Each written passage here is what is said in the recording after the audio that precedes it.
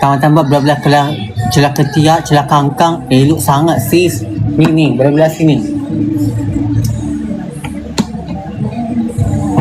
Ni, belah-belah sini. Korang mana yang tu cerah sayang tak tipu ni. Nampak tu? Cerah tak tipu. Kat belah-belah sini memang cerah. Lutut cerah, nampak?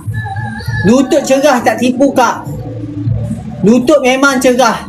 Nampak? Elok kak, tak tipu kak. Memang elok lutut. Lutut cerah kak. Cerah masa depan. Korang biasa lutut tak nampak kan? Lutut memang nampak putih. Korang lutut macam dah macam sabut kelapa. Kau tak lutut aku putih.